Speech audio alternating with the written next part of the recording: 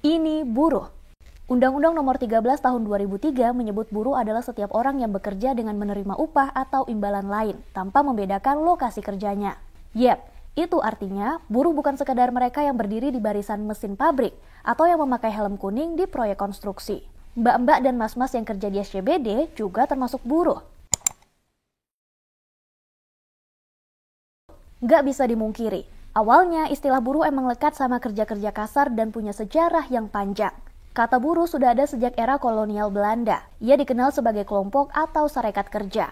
Pergerakan buruh nggak lepas dari perbudakan kultur sel-sel pada 1830. Lalu meluas dengan masuknya perusahaan swasta setelah politik liberal 1870 yang mempekerjakan buruh bumi putra di perkebunan Jawa Sumatera. Selain perbudakan dan kerja paksa, di zaman itu ada pula punel sanksi, yakni hukuman yang diberikan kepada pekerja karena meninggalkan atau menolak bekerja tanpa alasan. Hal ini lantas melahirkan rasa kesamaan nasib bagi para pekerja yang kemudian memunculkan gerakan perlawanan buruh lewat Sarekat Islam pada 1912.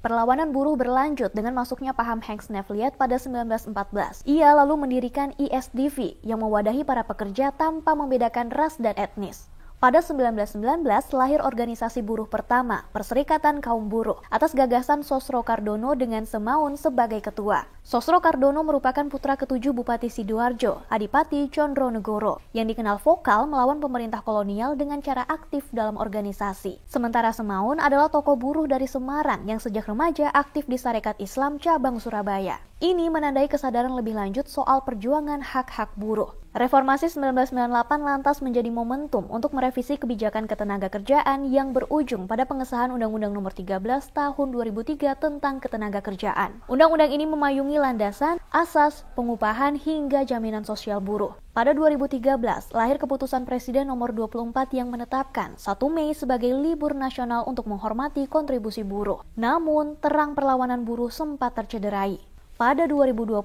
pemerintahan era Presiden Joko Widodo menggodok Omnibus Law Cipta Kerja yang menuai kontroversi. Persoalannya, pembentukan undang-undang ini dinilai enggak transparan dan partisipatif. Sejumlah pasal juga dikritik, mencabut sanksi keterlambatan bayar upah hingga penghapusan periode batas waktu kontrak. Akibatnya, karyawan kontrak bisa nggak diangkat menjadi karyawan tetap. Itu artinya, nggak akan ada job security atau kepastian bekerja. Di sisi lain, pada 2023, Badan Pusat Statistik mencatat 59,17% atau 84,13 juta penduduk Indonesia bekerja di sektor informal.